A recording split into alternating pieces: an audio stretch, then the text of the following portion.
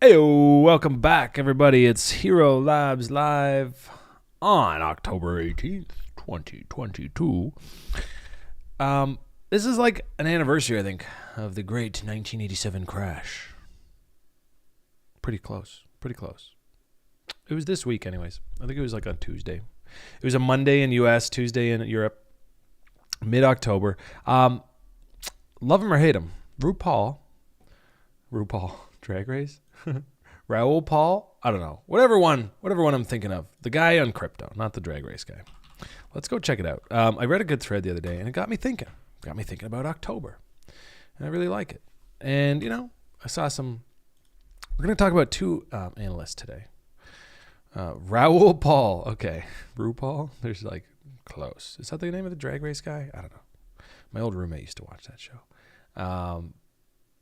So I know the name, and it was pretty entertaining, actually. Caught bits. Okay, let's pull this up. We're just going to get right into it today. We're going to get right in a sec when I figure out where that is. There it is. Morning, Jordan. Morning. Jordan says, morning, RT. I was going to say hi to myself. And RL Tibble, good to see you, man. You get the distinction of first announcement or first chat. Now, look. This was a cool thread the other day, breaking down. I think it was. No, that's not it. Let's go check it out, though. It was good. I really like good data. Now, then, you always see people in like comments that are like, yeah, but you were bullish one time, and then it wasn't bullish after that, and you were wrong. And it's like, yep. And there was another time that you said this, and ETH was going to go to 10,000 last year, and then it didn't. So why should I listen to you now? It's like, so what those people are implying is that if you don't have 100% strike rate, you are not a good analyst, or they shouldn't listen to you. Now, if you speak with high conviction, you say things like, this is going to happen, and then you're wrong. Okay, you shot yourself in the foot. Fair enough. However, if you're out here, and actually we can go to an old tweet that I put out too, because it's like weirdly getting a lot of traction. Because if you're out there looking for someone who has 100% strike rate, it would be nice, right? Why not? Then what you're really doing is you're gonna find yourself in the company of a lot of scammers, because the only people out there that have 100% strike rate are scammers, and they don't actually have 100% strike rate. Spoiler alert. But they will delete and edit and change their analysis, photo editing software for P&Ls, whatever you want, to make it appear as though they have 100% strike rate, because it sells. Because people are stupid. They think that exists, and that's what they want. Why wouldn't you want that, right? All that to say, I don't care if you have opinions about Raoul Paul on previous analysis. We'll just get that out of the way. I know he's a hotly contested analyst because he says a lot of things, and some of those things he says are wrong. Anyways, he goes through this thread. October, the month stock market crashes, is also the month that kills bear markets, right? So you get a lot of crashes in October historically, and you get a lot of bottoms in October historically. So it's kind of like, well, it could crash, it could be the bottom. But it got me thinking, and it got me looking at things a little differently. And I always like when I read a good analysis that changes my perspective or gives me something to think about. So if you don't follow this guy already and you want to go read this thread, you can head over there on Twitter and do that. But anyways, I wanted to give him a shout today because I really I like good analysis, and good analysis doesn't have to be right? It doesn't have to play out perfectly. In fact, it often doesn't. I don't know about often. Good analysis often does play out right. But good analysis doesn't even necessarily make predictions. It simply presents data and then gives you some ideas of what that data could mean, interprets it for you. So I really liked this analysis, and I wanted to share it with you today. I don't have some big takeaway on it or anything, other than that the 60-40 portfolio is getting wrecked. And I'm really glad that I never got into stocks or had any money to invest in stocks and that, because, you sit down with a whole lot of brokers, wealth managers and that, especially at like the more like basic bitch, like bank manager account level. You go to some like really spicy hedge fund where you need $2 million just to walk in the door. They're probably going to be a little more advanced than 60-40. But for what I was looking at, if I had any money, I had like $2,000 when I started thinking about investing. So I wouldn't have been able to get into that. I probably would have been stuck in some shitty little 60-40 RRSP, and they got rinsed this year. So bonds did not hold up their end of the bargain. Now, what is the other great analysis that I read this week? Let's go see. It's in here somewhere. So let's pull it up. This was a good read. It's not something we can get into on our stream because it's like long. But I read it Sunday morning with my coffee. It's a good coffee read. Here we go. And I made this comment. This has got me thinking about this today because this is excellent analysis. You've probably seen this guy's face now. It's popped up a lot on my Twitter since I posted on Sunday. And it's just an interview. And it's talking about what he sees for the next 15 to 20 years. I think it's a really good read. It's not your normal boring, at least I didn't find it like a particularly boring macro analysis. It's just interesting. Talking about how sort of the next 20 years are going to be different than the last 40 at a fundamental level. And it's not doom and gloom. It's not like, 40 years, everything's going to go down. It's just kind of like, here is how things are shifting to basically government-controlled money from central bank-controlled money. So I highly recommend this read, if nothing else, to just expand your understandings of how this stuff all works, because that's what we're here to do. Learn stuff, because we can apply that knowledge to improving our own lives. Now, this was the comment I made because this guy just, I don't know. Sometimes I almost always breeze past comments, like I'll read them, but I never get into it because, it's just like, it's such a negative EV type thing. But sometimes I'm like stressed or I'm salty or I'm just like, I'm feeling smarmy that day. Anyways. So this guy basically says, but problem is, in his last interview, he was bullish on equities and gold. So it's hard to take his predictions super seriously. It's like, definitely only listen to people with 100% strike rate. You'll find yourself in the company of scammers and you're probably getting scammed. So anyways, I thought, if somebody puts out sound, reasonable analysis, then I'm interested. And I don't want anyone with 100% strike rate, because then I'm probably being misled. Now, let's look at Bitcoin. Let's get right into that. I have a better chart. Which one? Do I? Wow, I had a different looking one this morning. Where'd it go? Oh, it's because I pushed log. There we go. Okay, so not on log. Kind of works on both, but I like it better on this one. It fits my bias more, so we're going to use this one. Let's get this over here. Did I change that? Yeah, I should have. Should be here. And here. Yeah, okay. So we have trend lines using the magnet off of the wicks at the top. Sometimes I draw them off of candle bodies. Actually, usually I do. But in this case, I've been watching the wick ones because the candle body ones are just a little bit absurd. They're like off the charts. Now, my dog is freaking out downstairs. I don't know if you guys can hear that, but I already hear Milady shushing, so that's good. So I said, y'all got to shut that dog up when I'm on the air. Come on now. Now, let's go bring this to front. This is what I want to talk about today. Now, let's be real. Breaking a downtrend line does not mean it's starting a new uptrend. It just means that the downtrend is over on a technical level. Now, the thing about TA you have to understand is it's not always right. It's not always right. It does not have 100% strike rate. And so what you can have is this downtrend, the high time frame downtrend, drawing from the top peaks of the previous bull market all this way, right? We've crossed over it, and we talked about last week how this is not a break of that trend. In fact, drawn other ways, it actually bumped into the trend line here. So there's a bunch of different trend lines out there. These are the ones I'm using, for better or worse. We're on the other side of it now, and now we have a low, a higher low, and a breakout. That, to me, ends this downtrend. It just invalidates this trend line. We would just say, you're gone now. You don't exist. Cooked. Now, does that mean a new uptrend starts? No. And sometimes, as with most things in TA, sometimes it just nukes anyways because it is not 100% strike rate. So people say, well, and it's easy to point at TA and say, well, TA doesn't work. But it does work in the sense that it gives me reasons to make decisions in the market. And like anything in trading, you have to manage risk against that. So right now we have the breakout. Obviously, the last few hours have been a little bit down. Went and had a nap, and now it's like, boom, we're not going up, we're going down. But this is the retest, right? This is the shakeout that typically follows any kind of W. I mean, once in a while, they just go ham, and they go, it's like, oh, confirm the breakout, go, go, go. But this is not that kind of market. This is Chop City. So we have the break. We're now having the retest. I'm staying bullish into any kind of reload zones through here, range lows, whatever, basically staying bullish in this range until we lose those what do you call it? CPI print lows.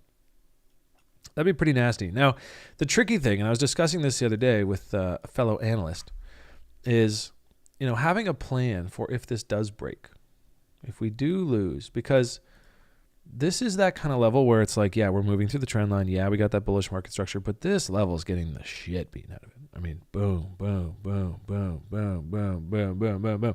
Eventually, demand will dry up at this level and keep going lower if buyers don't step in and push us higher. So you have to have a plan for going lower. Now, I have a plan for some of my Bitcoin. So some of the Bitcoin I picked up through these 19,000s, I am going to sell if we break below this, because I don't know what that breakdown will look like, right? It could be like a breakdown sharp and then go right back up. And then, of course, it's going to be rocket fuel because it's like, And that's why I'm not selling all my Bitcoin. I don't have a stop loss here for my whole bag, right? I have a certain amount, a decent amount, that I'm just holding because it's going to be better than cash long term, I think, at storing and preserving value. But there's a trade bag. And as a trade bag, I want the best possible entry. And if so, there's a huge gap down here in liquidity. So if we do break through that, I'm definitely trying to get out with that. I don't even think it'll be this cute. It won't be like, oh, here's a nice retest so everyone can just decide to leave now. It's probably going to be much more savage if we did it. And so I have to have that stop loss in place, and I'll take the local loss. I will risk being stopped out at the lows and then reversing, so that if it ends up being something like a little more prolonged, well, that's down to 6K. That's a little aggressive, but whatever. Point being, like, if it ends up being something like this over a period of months, I don't really have to sweat it because I did get a nice chunk of cash back, and I can reposition it when we see signs of a bottom. So that's all of the things that I do when I'm thinking about taking some size here. I have to have a plan for when I'm wrong, because let's be real, I'm wrong all the time. Half the time I'm wrong. So having said that, I'm long and strong right now because we just moved through the trend line. We confirmed a W. I really like this level for a break upwards. The sentiment tracker, actually, we can go back here. Can we go back? We go back to RuPaul's Drag Race. Raoul Paul. Okay, I got to get the difference down there. Now it's like stuck in my head. It's messing with me. But he put out also an interesting sentiment tracker, and he has more followers than me, so I have to let his, it's 22,000 votes. It's going to get a much better sample than my 12 if I try to do this. Now, this is sort of your temperature check on Twitter as of a couple days ago, going into this week. And it's all super bearish. It's skewed very heavily bearish. And while that might make you think that, that the thing everyone voted for is going to happen, it's actually quite the opposite. As far as when is the best time to invest? Look historically, right? When is the best time for me to invest? The best time for me to buy, think long, blah, blah, blah. It's usually when everyone's a super fucking Wojak down at the lows and they're thinking everything's going to go to zero. Right? Intense fear, intense depression. Now, we're actually climbed out of the extreme fear that we had back in June. So we've kind of broken it from that, and we're now sitting in probably what's an emotional reload zone, a sentiment reload zone. And this is just, again, seeing those, so seeing the sentiment, thinking about October's as possible crash and bottom months. I just like that. It's not really how I trade, but I like that add-on. And then moving through this trend line, getting the big W on the other side. And, arguably you have some bulls in control here. Where the hell were the bears here if we're super bearish, right?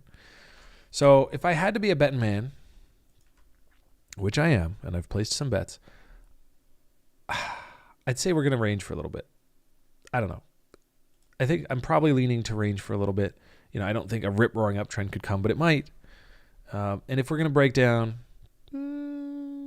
I'm giving that like a 30, 40% chance that we end up with new lows. 30 or 40, probably closer to 30.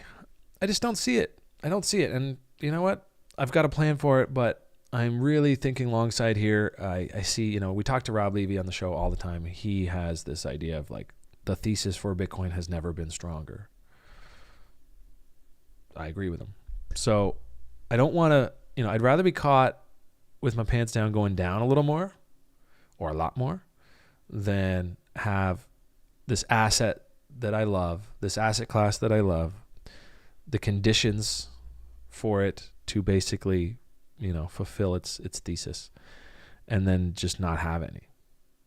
I'm more comfortable losing more money than I am missing out on that at this point. Now that we've come this far, now that we've pushed through this trend line, now that we have some buy volume bubbling up, now that we've got the bullish market structure, all those things considered, sentiment in the toilet, right? And then it's like, yeah, the Fed. That's true. The conditions are different. This time it is different, right? The S&P is not in a rip-roaring bull. Things are a little bit different. But if my alternative is sitting in cash, and I know cash is devaluing year over year, I seriously think that this will just be worth, my cash. This will preserve my buying power much better. So that's my opening rant for today. Thinking about Bitcoin, thinking about this level, it's a critical level, and let's be real, it's an all but foregone conclusion that we're just going to tank lower, and I'm stupid, or am I? We'll see. My feelings tell me that this has to happen. And so I'll be ready. Half of the cash I have remaining to buy is now in Bitcoin at these levels. The other half, I'm actually still just waiting for a nuke. And that half that I just put in is stop loss here. Praying for it to just stop me out and blast higher, because I'll still have a bag of Bitcoin about the same size as what stopped out. So let's see if we can jinx it in. This kind of roundabout crazy analysis where you kind of start with a thesis and then you end up backpedaling and then you go this way and that way. That's what bear markets do to you. It's the crab, baby. And I'm here for it. Now, let's go on to ETH BTC. We're down in the pump chaser zone after the halvening. The halvening really drove us higher. I don't really like using this right now. I don't think I want to. I'm really more comfortable with this reload zone because it marks a few other levels as well that I think seem likely, right? We've got all this support back there. Was resistance here, blasted through. Testing that level seems probable. So if we do leg up here, which again, I'm leaning to like 60%, 70% that we will, then I think ETH BTC takes a dump down into here. And from here, if we can W out and start moving back up again, that's where I would probably flip a lot of my trade bag over to ETH and start thinking in terms of ETH pairs and stuff like that. For now, ETH BTC is weak, and it is not showing any signs of strength down here. But long-term, midterm, I'd say it's probably going to outperform. But for this, okay, midterm, I think actually the opposite. I think long-term, there's a really nice chance of ETH BTC getting out of this range eventually. I'm not abandoning that just because the halvening didn't, or the merge or whatever. But for now, I'm like, I have 1/4 the amount of ETH that I have Bitcoin in dollar value. So I'm heavy Bitcoin in the ETH BTC cross.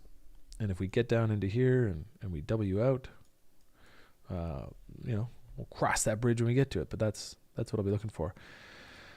Now, I had an interesting ETH chart that I saw today that I mistraded.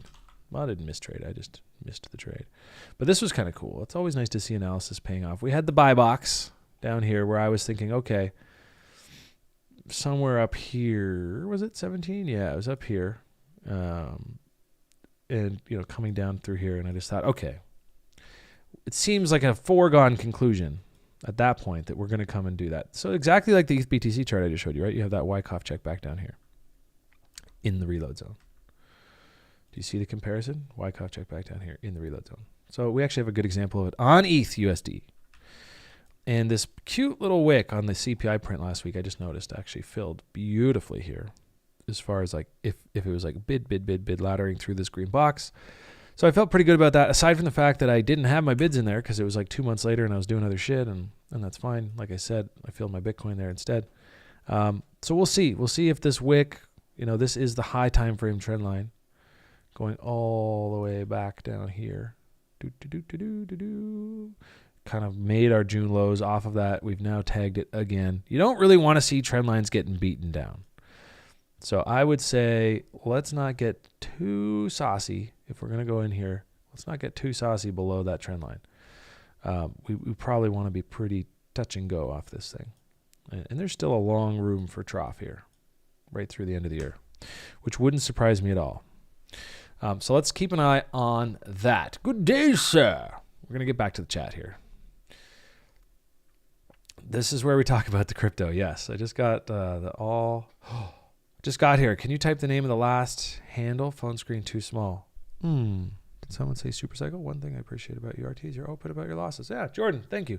Yeah, man, I lose all the time. And you know, I've been losing more this year, obviously. But it's about having small losses, right? Let's think about the 4 types of trades. This was a really nice way to think about it that somebody shared with me once upon a time. So I'm going to share it with you guys today.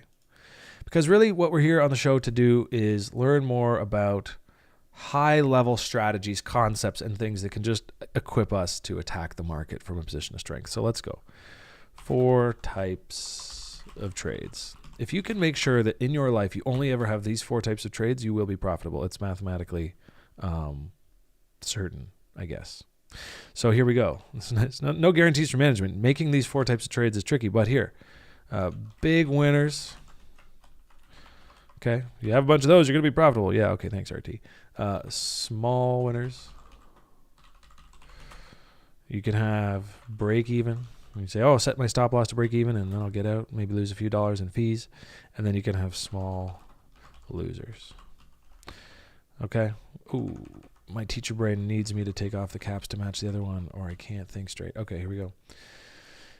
If you can make sure you have these 4 types of trades, then over time, you'll be profitable. That's the theory anyways. And so, let me get some color on that. This is pretty much where you're going to live as a trader. This is where most people live as traders. And then every once in a while, you catch a big fish and you let your winners run and you go smash. You say, oh man, I got a sick entry. These things are coming in. I can see the wallet growth, the holders growing. We're heading into a bull. Macro. Let that winner run. Have your take profits, take some along the way, whatever, but let it run. Don't turn everything that's good into a small winner, because you need to have big winners to pull yourself out of the mediocrity that is 2, 3, and 4. That's it. That's the plan. And that's why trading well is so boring and hard, right? Boring is hard. Exciting is easy. Everyone likes exciting, right? Give me that dopamine and I'll stay up all night and work so hard. It's staying afloat during this and staying sane and staying happy and feeling fulfilled. These are all hard things. Personally, I don't find trading very fulfilling. I really don't. But I'm here. I do these streams because this is actually more fulfilling for me. Interacting with people, creating things. Red, green day, red day. That shit's just boring and kind of depressing, honestly. Even on this I had a big winner today. It's that's exciting. I get a dopamine spike and then I crash, right? And then you're like, what's the next thing? Let me do some drugs. Let me bet on sports. You end up becoming this chaser of dopamine. Sports, watching, bet on those on Sundays. Go skydiving. I don't go skydiving. Don't do drugs. But you know what I mean? It's you end up in this kind of adrenaline junkie state. It can be really fun. It can be really fun to be a thrill seeker. But more and more lately, I'm picturing myself getting back into some kind of teaching like I used to do. Once everything's settled and, after the next bull, just one more cycle and then we'll go. But yeah. Anyways, got into a way off topic rant there, basically just pointing out that this is how you have to be. So when I say I lose all the time this year, I've been losing all the time, but I'm just getting stopped out on shitty little losses, 0.5%, 0.25% of part of my overall portfolio, because I'll trade with 10, 15, 20% maybe, small amounts. And then of that small amount, I'm losing maybe 0.5%, 1%, 2%. Oh, I had a big loss the other day. I lost 3% of my small trade account, right? And learn to feel pain when you do that so that you really respect the account. When I first started trading, I didn't have these rules. And so, let me get this out of here. On big loser days, you're oh man, I just lost 10% of my account. Just crazy shit. And you hear guys oh man, I got liquidated. I got so wrecked. I get wrecked and I have a bad day and it pisses me off. And then I'll look and it's 1% of my account. And I'm oh, it's probably a problem too. Probably shouldn't be that mad. But I think this year, you get kind of beaten down sometimes. And so I think for trading, you just have to keep this written on your wall. Make sure you don't let anything run into a big loser. Take the loss. Little shitty losses. Add them up. And it can beat you down. It can torture you. Break even loss. Big winner. You got to stay focused. Got to stay disciplined. It's not fun. It's not easy. Not all the time. God, the bull market was fun, but even that was stressful. Remember all those coins you missed? You didn't make millions off the dog tokens. That was stressful. Right? Bull markets are not easy. You look back, you say it was easy mode, and it was. It was fun. Funner. But don't let anyone fool you into thinking this shit is like lavish, exciting, and fun. I mean, maybe for some people it is. Personally, I feel like it's work. And that's okay. It's a good work. I like the job. Did someone... Yeah, okay, let's get back to chat. What do you guys think about this 6K thesis? You know what? I heard somebody post... Buddy of mine, Steven, loves harmonics. I think he was looking at 3,800, 6K, talking about taking out the March COVID lows as a part of the end of the bear. I don't know. I don't believe that, but he likes his trading his setup. RT, what do traders like yourself aim for? Is a certain gain percentage per trade per month? No. Yeah, benchmark to be considered a good trader is profitable, in my opinion. If you can be profitable, and if you don't know and you want to find out and you don't want to risk your shirt to find out, go here. Check this shit out. What is it, right here? Yeah, go on TradingView. They have a paper trading thing. You connect to it. Ooh, let's try it right now. Let's do it live. And you can set it up. Yeah, there's ways to set it up. I should probably prep this and just do a side video, but I think it's right here. Yeah, order panel, paper trading. So you can buy and sell and paper trade. Set yourself up an account. You have a trade journal, account history. You can basically do all the things right here in TradingView for free. Probably have to go through some of these and dive in a little more, but there's definitely a way. Maybe we could do a video on that. If a bunch of people are like, do it, I'll watch and I'll like it, then I would do it. And you get in there and you say, okay, I'm going to do 50 trades. Maybe I have a setup I want to test, right? The setup I like is the 3-step setup. So it's location, divergence, market structure, and go. So here would be the location down in the reload zone. If we get down there and it's some kind of bullish divergence, let's say, let's get rid of these. This is turning into a whole thing now. We're just going to roll with it. We're going to do it live. Here we go. So let's say we get down in here and the MACD makes a low and then it makes a higher low. As the price comes in, it makes a lower low. Then we could say we have bullish divergence. So we're down in the reload zone, we have bullish divergence, and then price reverses and it does this. It makes a W, which now is super gross because of all that writing. Okay, that's the setup. That's a setup for me. And say, okay, I've got location. I'm down in this reload zone. I've got bullish divergence as this low actually came in. So as this low came in, I had this showing, and then I broke out and I went the other way. So after this breakout, I would say, here's my buy. And I would put this little tool on here to help me measure my risk. And I would put it against these lows for stop loss. I'd have this as my entry. And then I would make this at least 3 to 1. But in this case, probably a little higher. I mean, 3 to 1's not bad. You're up against these levels here. Anyways, that's a trade. And I would put that into my paper trade account here. And I would find 50 of those. It would take me months. It would take a long time. Yeah, patience. It does take time to get good. And at the end of those 50, if I go here and it's like, oh, look at that. You have 29 winners, 24 losers, whatever. Let's be conservative. We're not amazing, but we're pretty good. I'm profitable. I'm up X amount percentage. Well, then you're a good trader. At that point, I would say you can, I would take that setup and I would put it into real money use. That's really what they teach at TRI, right? Coming in slow with paper trading, making sure your setup will be profitable before you even waste money using it. So to answer your question, RL Tibble, go to TRI, learn how to trade there because they'll do it way better than me. But I share a lot of the tidbits I picked up there. So you get a nice sample here. I know a lot of people that watch the stream have gone over there and every single one of them failed, none. Have DM'd me at some point and said, hey man, thanks for telling me about this place. It's dope. And I now know how to trade.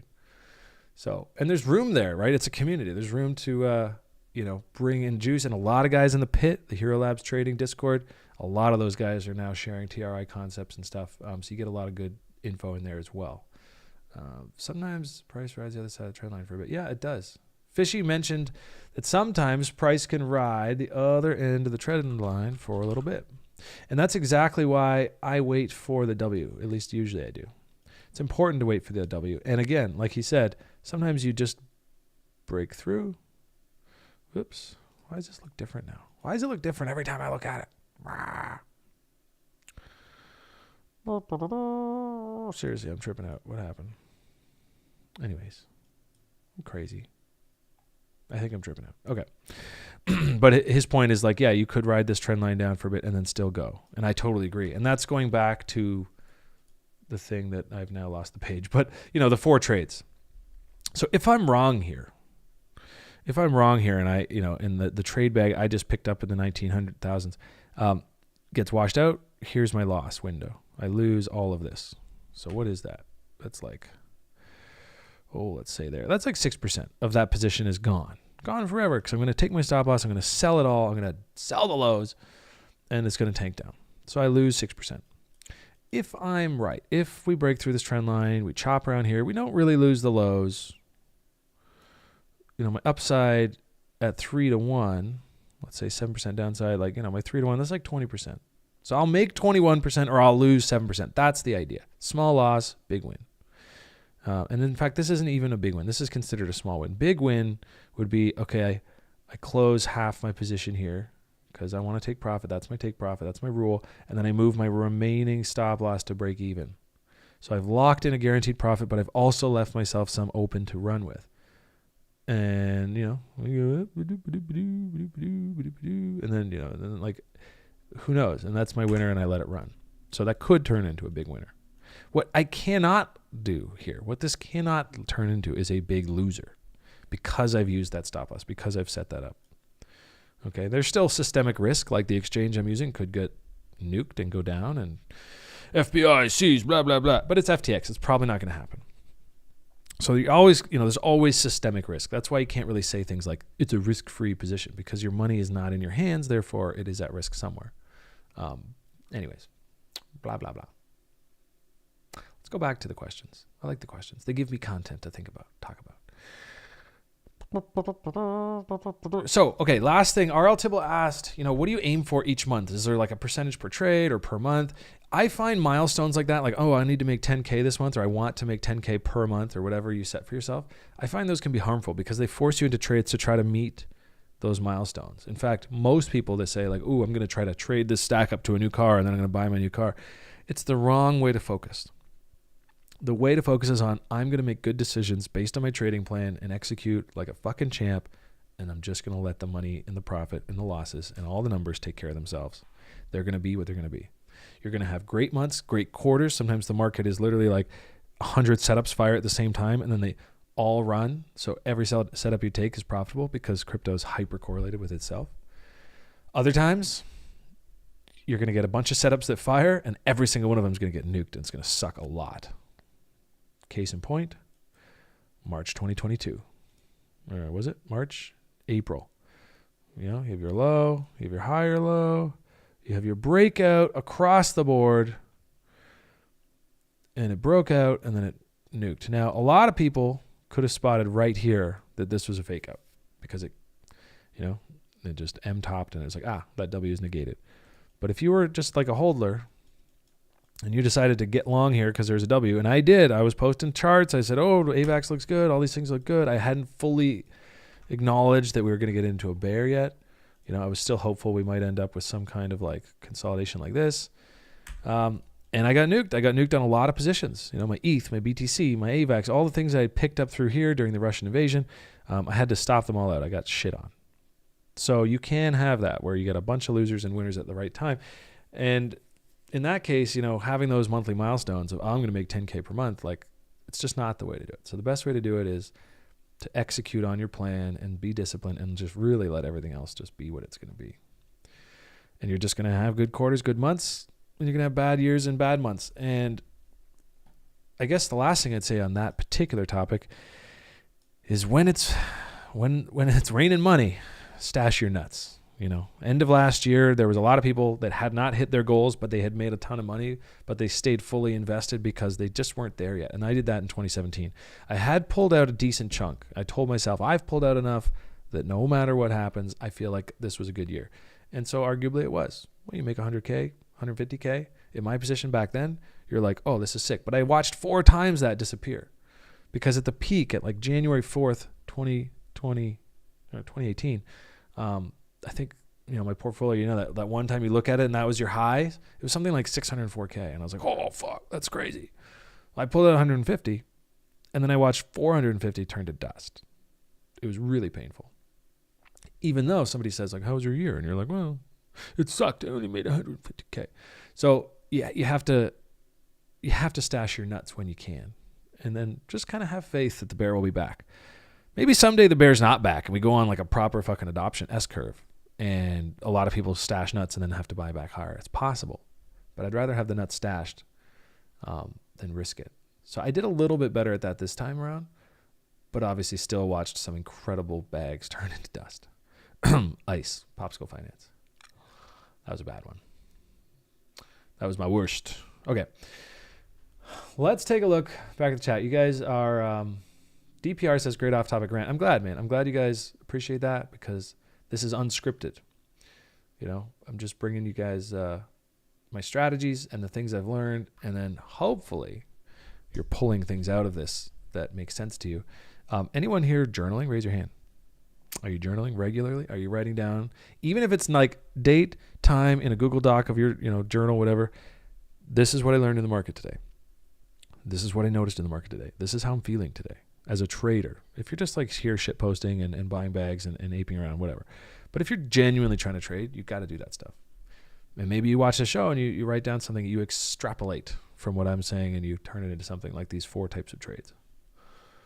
Just more believers now than there were last time Bitcoin price was. Yeah, I need to sell at a loss to get us there. Yeah, I do feel that in the sense that I still have a ton of hopium in me. I'm not totally despaired. I'm not totally depressed. And so that makes me feel like, and we're seeing like open interest on Bitcoin longs, like every time there's like a nice green day, it's like the longs all pile in. And I don't have historical reference and analysis to say that doesn't happen at the lows, but it seems unlikely. And that's actually the bit of analysis that makes me think we could still go lower. And that's why I'm not all in with no stop loss. You gotta be a little on each side of the fence. And that's also why we don't have 1 million subscribers, because people don't want to hear that shit, right? People want to hear what's the next 100x next week. And it's that same 100,000 or 200,000 or 500,000 people that are sitting in Zach XBT's replies going, yeah, get him, man. I got scammed. They did. There's scammers out there, but like BitBoy, all these guys, man, like you just shoot yourself in the foot when you go look for somebody with that kind of, imaginary strike rate. And like, I don't know. It's sad, right? Because I look at that shit and it's so obvious, like a scam. You could just smell a grifter when like I just have that radar. Who are these guys? I don't even know their names. Crypto. Like what are the ones that are just like the real super cringe guys that have like faces and they're just putting out news analysis and weird, silly, like paid for stuff. You got to be able to spot that shit.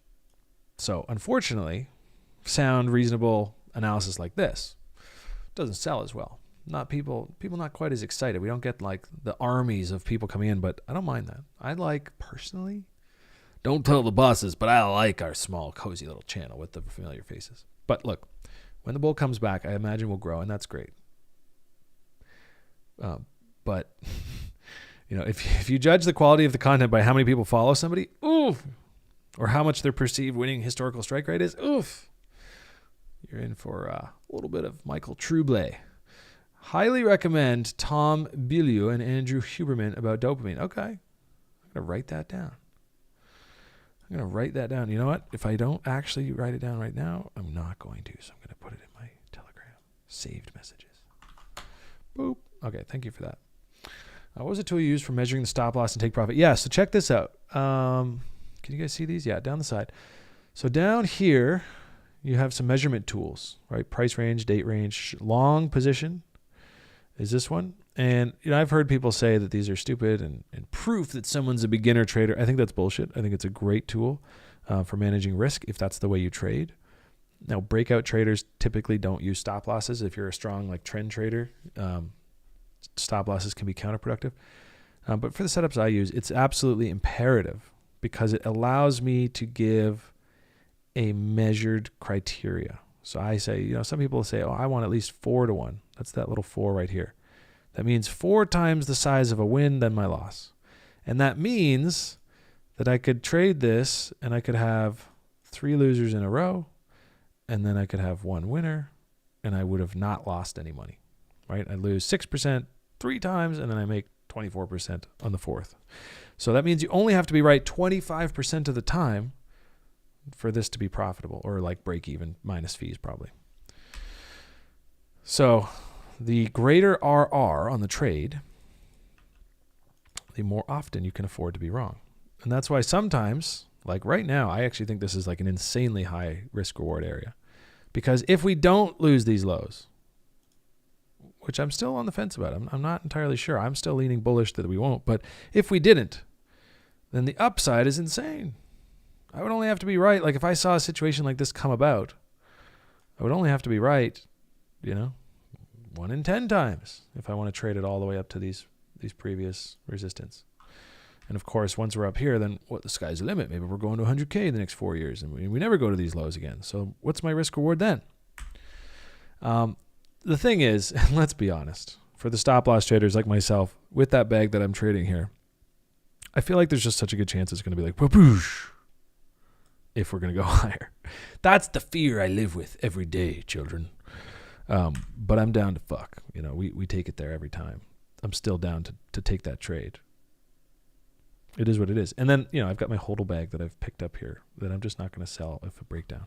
And the key to not having to sell it when we break down is having more cash than Bitcoin, if that happens, right? Once I get stopped out of there, if I do, I'll actually have more cash than the Bitcoin I have remaining, which will make holding through any kind of further drawdown much more palatable, because I'm actually just going to be like, haha, now I can buy more.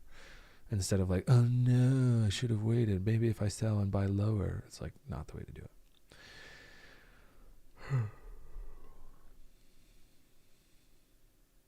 Have you heard anything recently about Stargate Finance? Yeah, I'm actually long on Stargate right now. It's the only other long I have open. Let's go take a look in a sec. I saw a little breakout on volume.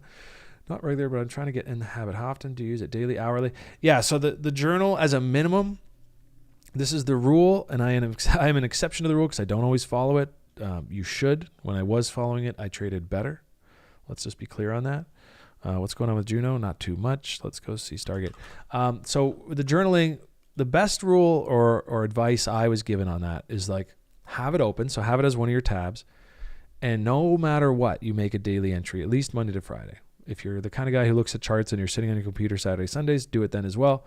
And you, at the very least, you just say, like, today I am writing in my journal. Like, that's your entry. But it keeps the habit alive. And then you obviously try to push yourself to at least answer a couple questions. The base 3 questions that are like on a daily journal template that I use, again, from TRI, got to give credit where credit's due. Brian Beamish, you're a champ. How are you feeling today? Your temperature. I'm stressed, I'm angry. And you can extrapolate on that if you feel like it. What do I notice in the market today? And then what did I learn today? What did I learn today is my favorite part of that, because it, like, you literally learn some little thing every day, but you don't always identify or realize it unless you write it out. Now, here's the next level to journaling that I was never very good at, and that is like, when do you go back? When do you go back, review, analyze, crunch that data? Is it just about spitting out your emotions on the page and perhaps like consolidating memory by writing things down? Or do you actually go back and say, like, at the end of each month, I'm going to go back and just read through that month's journal? Maybe even take a little quick analysis note on it. My October review, November review. I think that would be good. I should try that, because it's like, otherwise it just gets lost in lost to the ages. Or maybe there's a separate document right next to it, or another column, and you just say, okay, I'm gonna write a quick review on the previous month's journaling. Try to see if I can spot some patterns. Like I only make journal entries on negative days because I'm pissed off and I need to vent. Or, on the days that I journal, oh, look at that, I'm aligning them with my trades. I was trading really well. Stuff like that. That's kind of good data to have. Anyways, where do I go to learn trading again? TRI. Yeah, so I went to TRI, therationalinvestor.com. Love that shit. Met them all at a meetup in 2019, or at least the group at that time. People rotate through, right? You go through the class, you go do your own thing after sometimes. The community shifts over time, but there's still a lot of familiar faces in there. I'm never opposed to dropping a hot TRI shell, but basically it's that Brian Beamish is like a 30-year market vet, and he collected ideas and concepts. He's got a super crazy deep understanding of markets and how they work. He's funny. He's Canadian. I got a soft spot for my Canadian friends. And he's just, He's just a gung-ho guy. You know, he's up every day doing the daily briefs. I just loved it there. And it was life-changing, obviously. I was a teacher when I started there, and I'm not a teacher anymore. Unless you consider what I'm doing right now teaching, but you know what I mean. I'm not like in a classroom writing report cards, which, by the way, is a great profession. I miss it. And but it just wasn't paying the bills that I wanted to pay. So I was actually thinking this morning, though, I will go back someday. Maybe not full-time, but like I want to be a sub again. I want to get in there and, you know, start teaching some shit. Anyways, I digress. Let's take a look at Stargate. This is what I noticed last week that made me get long. Because I had a little bit of Stargate, right? Bought in the spring. Can I even draw back there? I can't really draw back there. Okay. Well, either way, I bought back in like the bonding, and then I sold through the run up to like $4. Holy shit. I think it'll be a better place to do this. PLS looks really good too. That's that chart.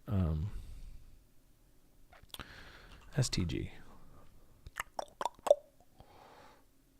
I do a lot of things that Brian does too. I just realized he does so many. I have so many Brianisms that I've picked up off him over the years. So this is my Stargate journey, right? Buy the bonding curve, comes out, goes crazy, sell the euphoria on bearish, volume divergence. There's just so many reasons up here to be like, this is probably the post-launch hype, and I'm going to let it wash out. The mistake I made, let's analyze that.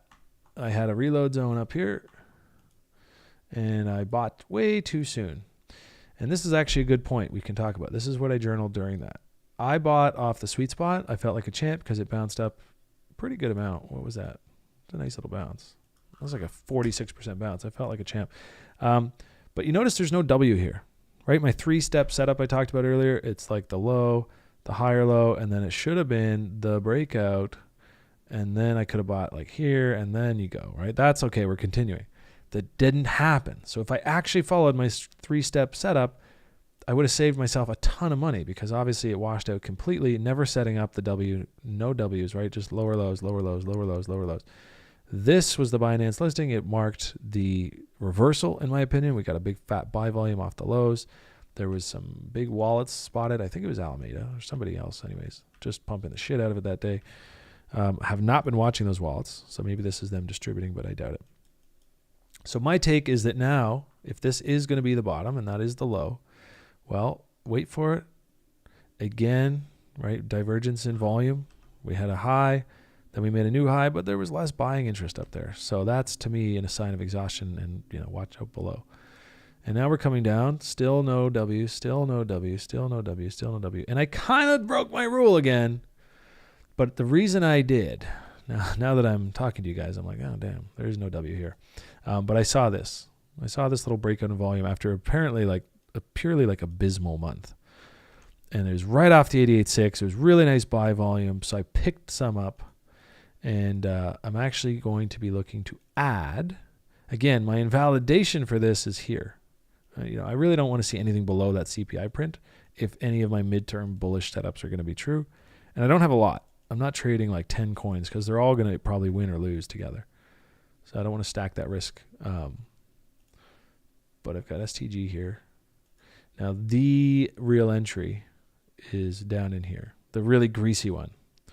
The nice thing about that is because I can just stop out right here. It's nice and close. So that squeezes my risk into a small window, which therefore means I don't even need that much upside to catch that nice 3-to-1 that I talked about ad nauseum today. Right here. Right? Where is it? 3-to-1's like right here. Right? So that's basically still just chop. With just chop, I could get off these lows, get up here, and say that was a nice trade. And it's fun, as I talk to you guys through this, sometimes I realize that I'm not even following my own fucking rules. That's something I should look at. So yeah, this candle looks atrocious. This is not cool. For somebody who's long, you're like, oh, we've got an M, we've got an M. That is the opposite of a W. What do you as Brian would put it, he'd say, what do you do when the market, when the market is smiling at you? Probably a good time to get the fuck out. So I don't know. Might go cut my longs. Who dis? But ultimately, if I want a long off this low patiently and properly, I could wait on a lower time frame to get into here show some of those 3-step setups, right? Bullish divergence through this, W breakout, buy the next dip. And that's that. So I still have a small hodl bag of STG that I picked up at 50 cents quite a while ago, actually. It was on, I don't know where it was, but it was 50 cents. I think it might have been on the way up that day. Just FOMO'd in around here. I think that's what it was. Somewhere through this. Either way, it's a 51, maybe 52 cent entry. And that's kind of like me buying back some of what I sold when all this broke down. So those are my thoughts on STG. You know, I think I really generally just like this breakout in volume. But that may not make it the bottom. We'll find out. I may have to lose a few bucks before I catch another big winner on STG, which I'm pretty sure I will. RSR, I am watching from the sidelines. Vince, I am not playing it. I got stopped out. Wow, wow. Thoughts on exchange tokens for bear markets? I'm looking at OKB and Woo. All right. OKB, I've looked at before. Woo, I actually liked. I had a bit of a crush on last year. Nothing crazy, but we hooked up once or twice. And I haven't looked at it in quite a while, so let's take a peek.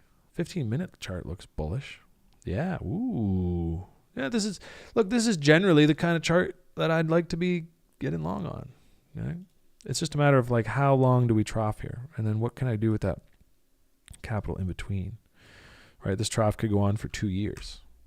In which case, you know, if I'm range low and I'm buying range low and I'm selling resistance, buying range low, selling resistance, which is what a lot of people are going to be doing through this. And that's why you're going to end up with this trough. And everyone who doesn't have a plan is going to be longing resistance and then getting stopped out at the bottom or puking their bags and then longing and selling. And that's how the washing machine works. Rinse that whole friggin' market out. But yeah, this is a nice looking chart. At a glance, I'm going to dive in too deep, but it's not my entry here now. It's like, ooh, big fat green candle, 8% of the day, let's buy. But it's definitely that idea where we've come down into a trough. Let's see, actually. Indicator. Let's get a MACD. I feel like there was a bullish divergence at these lows, but let's take a look. Yeah, wow.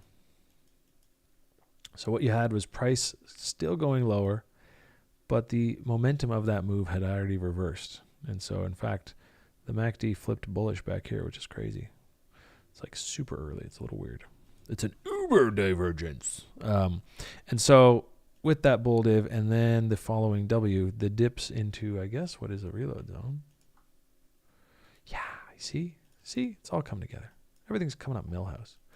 So you have your bullish divergence into the lows. You wait. Oh, look, there's a W. There's a breakout. We have the low. We have the higher low, whatever one you want to choose. And then we have the breakout above that. And now we wait and we go back into the reload zone. And even in here, you could probably find a little greasy setup. And now that we've broken out, that's today's candle.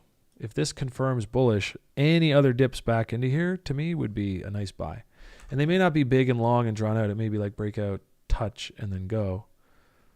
Yeah, really nice find on Woo. As far as technical setups go, this one's gorgeous. It's gorgeous. It's everything we just talked about. So maybe I'm going to go back and hook up with Woo again. Let's see. Yeah, there's nothing wrong with taking a long here on Woo. But again, everything I just described is dependent on this day closing bullish, which it hasn't. It would have to close above this line. So we've got a few hours for that. Let's see how many. Doesn't show the timer. That's okay. It'll be 8 p.m. my time, so about 7 hours. So if we close bullish, then it's like, okay, give me that dip. I'm not a breakout buyer, especially not in this kind of market. In a crazy bull, I will FOMO into breakouts. And when I'm being dumb, I will FOMO into breakouts in a crab and bear. And I have done that this year. I'm not perfect. But typically, if I'm telling someone else what I would do, if I'm LARPing about being a good trader, the thing to do is to wait for the dip after the confirmation. Oh, that's when you just get these really juicy tags sometimes where it's just like, ooh, bink, and then it fills you and it goes and you just feel like such a goddamn king. Feels good. Aptos, not touching it. Next. No, but I'm not touching it. Look, I'll tell you why I'm not touching it. First of all, because everyone's hyped about it. And so that is sort of like where you have Ohm and then Ohm was very successful last year, and then you had Wonderland, and nobody really gave a shit at first because it was like, whoa, Ohm fork, whatever. And then Wonderland was such a smashing success that, of course, when the next one came out, which was that green energy one, what was that one called? Carbon credits. I don't even remember the name. It was so shit. But what happened when that third one was coming out, right? All the hype. Everyone lined up with their cash like, I'm going to be early. I'm going to get rich. And that defeats the whole thing. You can't have that, right? It doesn't work that way. It's got to be subtle, secret, and unhyped early to have that upside potential baked in. And so what you ended up with the next forks was that they were all just pre-hyped, pre-valued higher, KlimaDAO. Yeah, KlimaDAO. Thank you, Wizard. And so I'm seeing that with Aptos, and we could zoom out and make a proper comparison between like Ethereum, Solana, Aptos would be like Ohm, Wonderland, Klima. That's just my 2 cents. I haven't looked into the tech. It's probably going to be dope, but I don't think something with like, what is it, 80, 90% early seed holders, basically like the whole supply. Maybe it's in a treasury and that's to be given out through an airdrop. I don't know.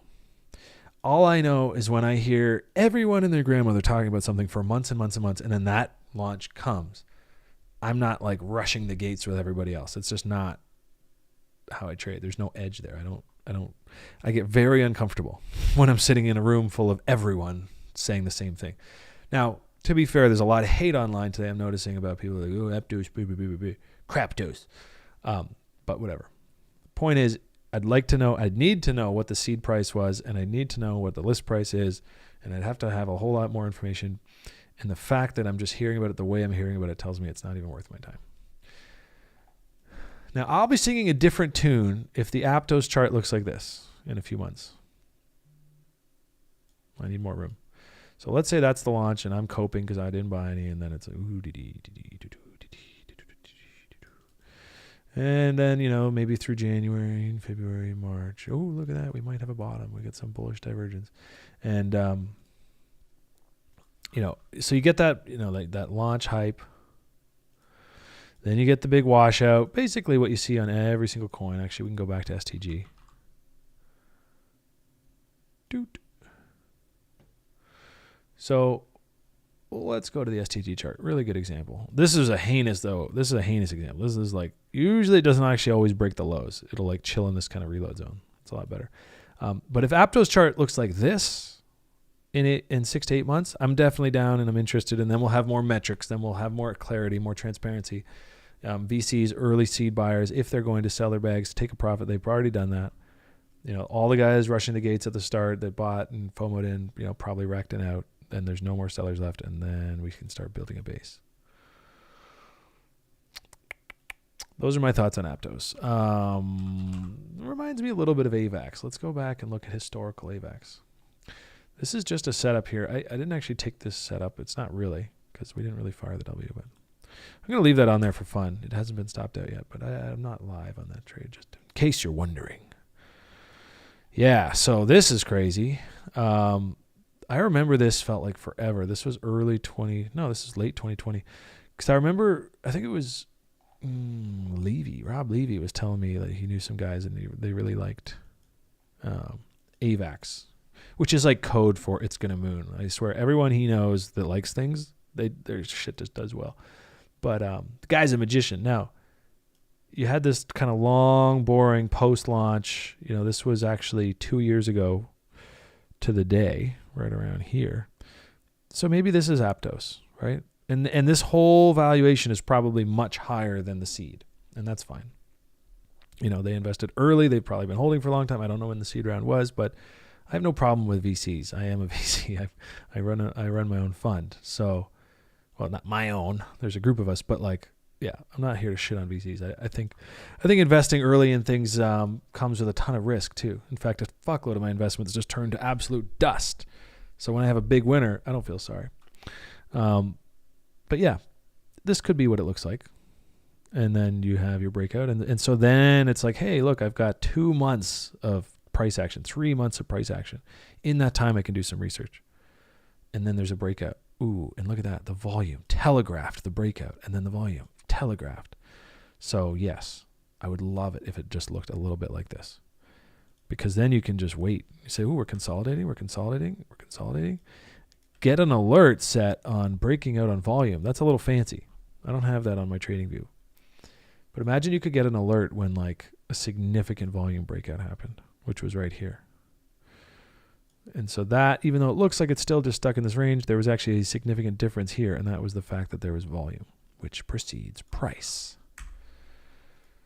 So volume was a tricky one for me. When I was early into TA and trading, it was really tricky for me to identify why everyone was so hype on volume and why it was so important. It's basically like a stamp of approval on price action. So it's like, hey, look, we had a big move up. There was no real volume to support it, so it's not important. Ignore that. Big move down. Not a bunch of volume to support it. Ignore. Ignore, ignore, ignore, ignore. Pay attention. I looked over here, so I was like, anyways. Yeah. Volume basically just tells me how much attention I should pay to something and when I should pay attention. And, yeah. So when it's abysmal and then suddenly it perks up, watch out. In a good way sometimes.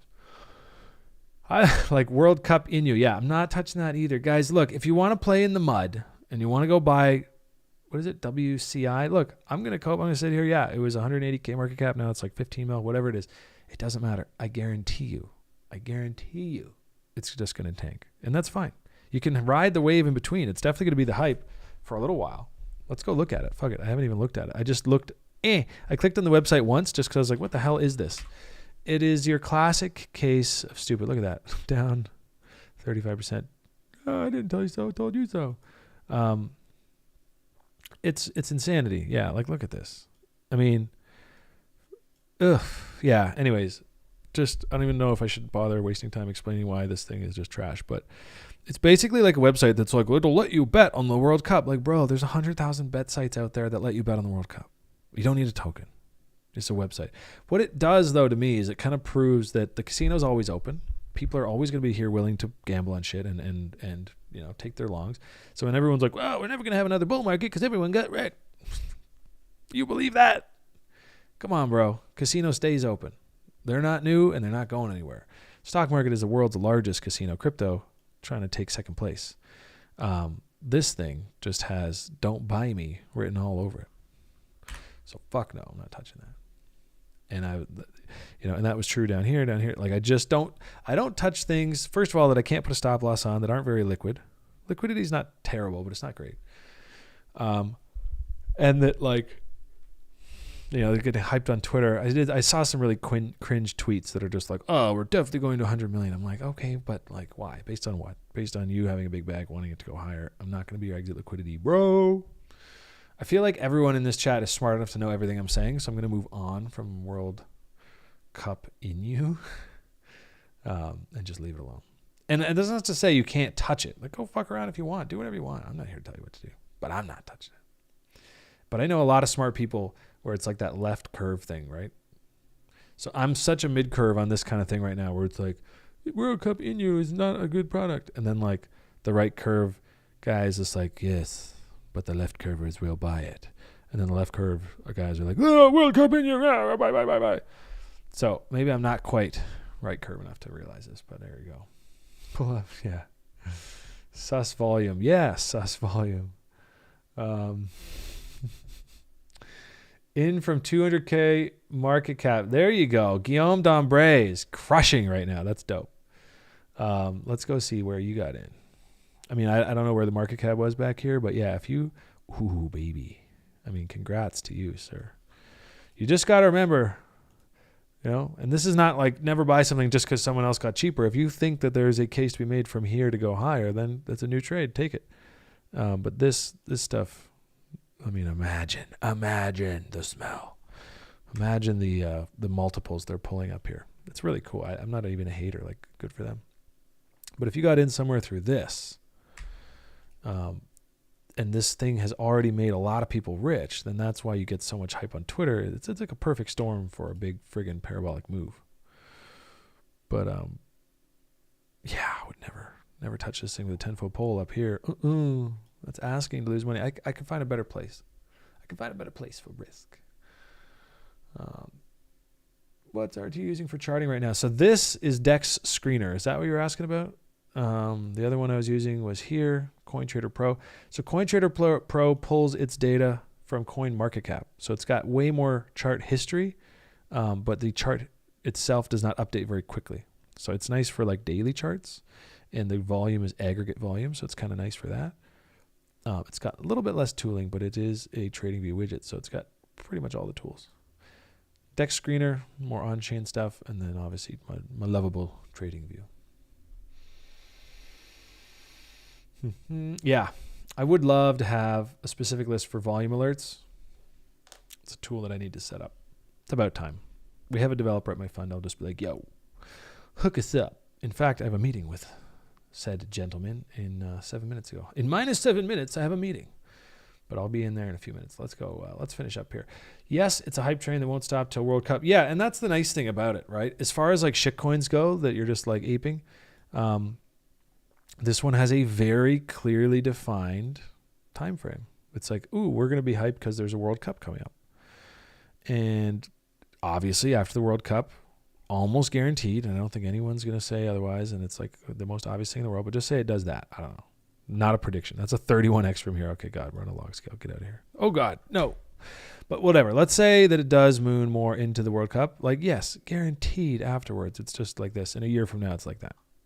Pretty much guaranteed.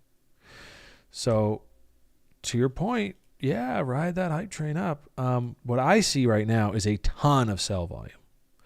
So, I think, personally, I would say the party's over. Not to be a copy doomer and not to try to tell someone to do something with their bag. But when you have new highs in price, you better have new highs in volume. Because right here, you had a new all-time high and a new all-time high in volume. Right here, new all-time high in volume. That indicates that at those higher new levels, those newly discovered, marked up, priced up levels, there's still a lot of buying interest. In fact, there's more buying interest than there's ever been. So it's probably not the top. Here, you made a new high. Uh-oh. Volume falling off. That's the first hint that the buyers are exhausted. There's not going to be anyone around to buy that hype just because they're all going to be coping like me. They're going to say, I'm not buying your bags. I'm not your exit liquidity. And then the hammer. Boom. Highest volume yet on a sell day, putting in the top. And for now, for about a week, that is the case. But then you have another banger. Where are the buyers? There's no buyers here. Let's zoom in, right? The last buy signal, the last green day. Let's just get some of these circles off so we can see clearly. Look at this. There's just no buying there. The price went up. There wasn't a whole lot of interest. In fact, there was less interest than there was down here, here, and here. And now, of course, another big fat sell day. So what I see, trying to be unbiased here. I'm not trying to like cope my way into telling everyone else, like, because I'm not in it, it's going to go down. This is just my objective analysis here on the volume. It's just distribution as fuck. Everyone down here that got rich, everyone down here who made a fucking killing, even though liquidity is pretty low. So it's probably not like I made 50 million, but probably made, some decent cash. Selling. And then what happens is all the people that bought up here, and they're sitting there like, yeah, I'm ready. Well, they're going to get pretty depressed. And then you end up, this pullback probably ends in some kind of like puke move, wherever that ends up being. And good luck convincing people to buy for the next leg, but it's possible. It's totally possible. So, sorry. Didn't mean to ruin your day if you were excited and you bought some here, but I wouldn't touch this thing with a 10-foot pole. I don't think most people would. But you're right. There is definitely a case to be made for it just running up and hype until the World Cup. When is the World Cup? It's Q4. Let's look it up. I can't believe I'm spending this much time on this coin. World Cup 2022. It's absurd enough to have fun with. November 20th is the kickoff. So, what does that give you? Let's put it on the chart. I mean, I guess even if somebody's like, yeah, this is such a shit coin, it's a total waste of time. It's like, why are we talking about it? Well, it's still analysis that can be applied generally in the market, right? So yeah, there's actually quite a bit of time until the actual kickoff. Now, I wouldn't bet on it just tanking on the day. I bet that everyone knows it's a total piece of shit and they're going to tank it well before the day. So in this case, from this view, and if this thing decides to like do this for a while, I wouldn't be shocked if there's like one more fat leg up, and then maybe even just, you know, one more like, oh, and then there's the exhaustion and there's just like no fucking buy volume and then it's just dead. That's probably what anyone here speculating on it is hoping for. This is the rough thing, you know, like let's chill. Then we'll have a big, you know, that 1, 2, 3 is always the biggest wave, 4, and then 5 is the exhaustion wave, and then just A, B, C, dead forever. I wouldn't be shocked if this happened. I've seen dumber things. But all of this sell volume here, oof, just looks like early buyers saying, haha, I can't believe we convinced people that this coin was worth something. Let's get out quick before they realize. Yeah, let's look at some Arbitrum coins. Oh my God, dude, guys, we're over the hour. I do have a meeting. Let me just make sure everyone's in the meeting. Yeah, there's a few people in the meeting. I should get over there. But let's just take a pic here real quick because I like streaming a lot. Good to see you. Feel inspiration. Oh, Fishy's looking there. Yeah, go back to trading more often. I'm just holding back now. Yep, me too, Fishy. Mostly, anyways. You can do volume alerts on TradingView. I may post it in the pit if I ever come back. Okay, cool. Yeah, I thought they would. You know, you can have these alerts. It's just like something I've never looked into. But let's do it. I bet we could probably do it right here. We just say add alert. Not on price, on volume. There it is. Yeah. So I'm dumb. And then I guess it's like, how do you set this, right? Because I really don't want to see like a pure volume metric. I want to see like a relative volume. So if volume 3x is overnight or something. So I'd have to figure that out. But they do have volume alerts. Good call, buddy. I know it's silly to ask, but do you think we'll see Formula One team tokens launch? Only one currently is Alpine USD. I don't know. Yeah, I have no idea. Formula One is definitely on the come up since that Netflix series came out. 33 days, Guillaume. Count those days, man. Be careful. You know, there was a bull case in there for another 3 waves up or whatever, 2 waves, but it's not something I want to risk. I'd hate to just be the guy who lost money on that, right? If I got in early, 200K market cap, fuck yeah, I'm hype. I've already got my money back. I've already made some money. I've taken some profit, and I've still got a moon bag. So yeah, let's go to, okay, we're going to RB tokens. We'll do a few RB tokens just because I have an actual list, and I did buy one yesterday. For better or worse. So let's take a look at PLS, Plutus DAO. Looks really good. I mean, this chart, you know, this is what you want to see. I want to see coming into the lows. I want to see breaking out on volume. Ooh, nice big bull confirm. Let's get down in that reload zone. Let's put in some accumulation. That's the buy volume, Let's, you know, and it was exactly what we talked about today. So it's a great example of all these things. Let's do it. Let's do this. And we'll do this. We'll get rid of that. And so here it is. So you have the volume breakout, you have the W, and then you dip from those highs down into this reload zone, and that's your bid. Now, I missed that because I've had a really crazy few weeks, but I decided to ape a small bag here out of FOMO. It's kind of like a breakout trade, I guess. I don't know.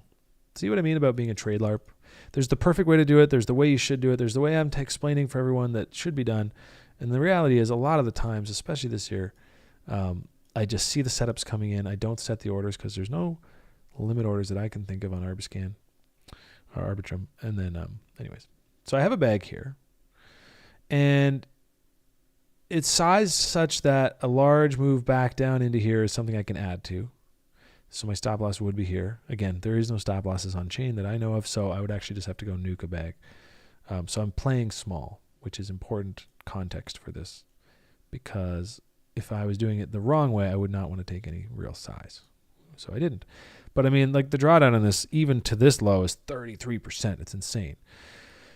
The reason I took it is because it looks so bloody good, and my size is small enough that the only question I really cared about is, can I get a double? And from, I think I'm at like 35 cents. And, whoops. 35 cents. My double is still within range. It's like right up here.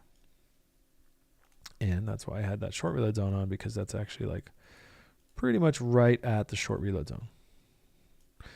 Right? So I do see something like this kind of happening here. Probably even back down after that, because it is that kind of market.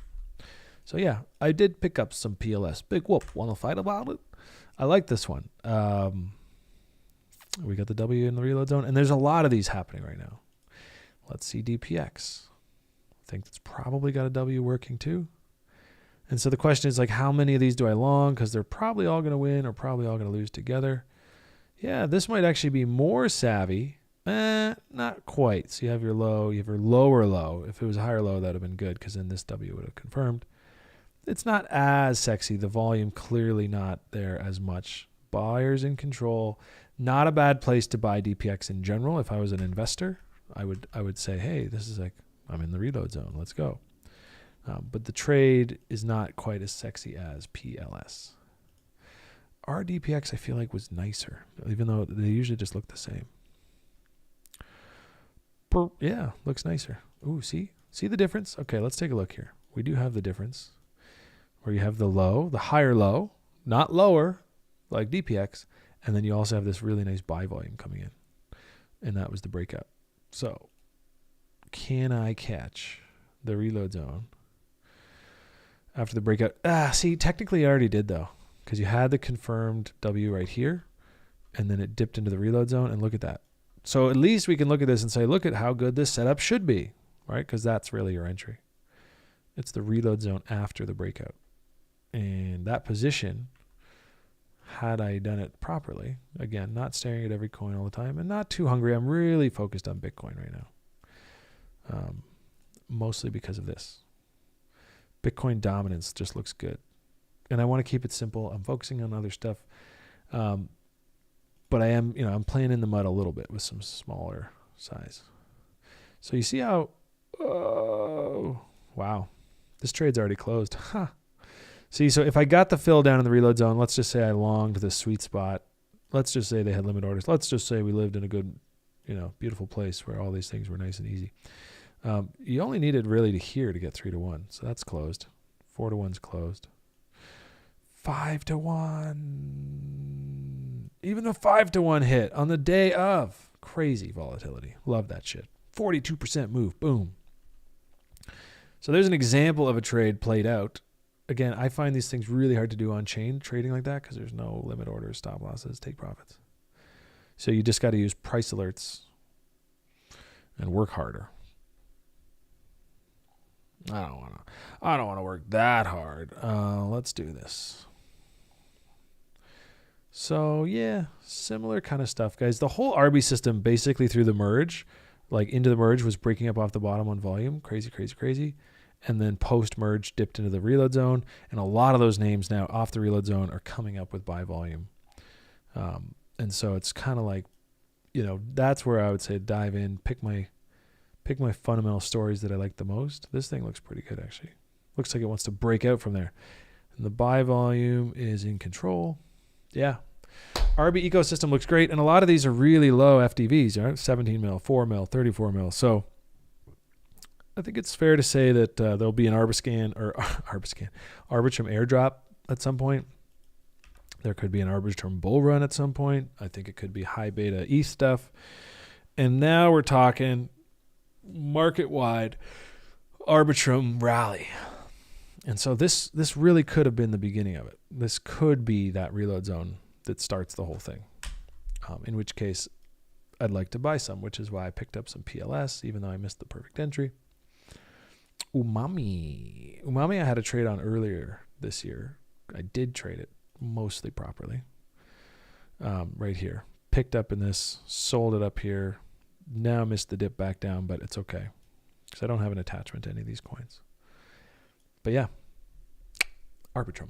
A lot of good stuff in there. Yeah, Canto. Canto's one that keeps coming up. All I saw was like a hyperinflation looking piece of muck. Oh, I take it back. Oh, look at this thing. What the hell? So anyways, about this many days ago, I looked at it and just said, man, this thing is just going to die for a while. And it didn't even do like a normal W. It literally has just got nothing but up. So that's actually super suspect. I wouldn't be shocked to just see it like, and then I don't know where I saw that last. I think it was like bread token back in the day. It was the most weird ass like stair step green candles that just looked totally fake. And then it went, and it was like just an algorithm. It was like some algo trading thing that was just doing it. But anyways, yeah, Canto here. What is it? It's like up a lot off the lows. Only 100%. You can never tell with these charts. Sometimes that's like 400% move. It's just really hard to see the relative scale. So I think that's why log exists. Okay. Farm PLS with GLP. Ah, yes. So you know what? I'm so dumb because I have a bunch of GLP, but it's on AVAX. And I feel like overall, it's probably better to have GLP on Arbitrum. I haven't looked into it. And then more recently, around the lows, I'd like to say around the lows, probably in the, kind of through here, the low 19s. I flipped a lot of my GLP just into straight Bitcoin. I wanted that upside. We'll see if that pays off. It's a bold strategy, Cotton. Let's see if it pays off. Guys, it's been a goddamn pleasure ranting and hanging out with you guys today. I hope you learned something. I hope you picked stuff up. I'll be back on Thursday for the Network Effect with Rob Levy and Gunny. And we're going to come kick it and talk about Hxro Network and all the good stuff there. The next Tuesday, we're going to do, I guess, DeltaFi? I don't know. There's a DeltaFi in there next week somewhere. And I'll be on solo next week again. Absolute pleasure, guys. Thank you for coming out. And whatever you do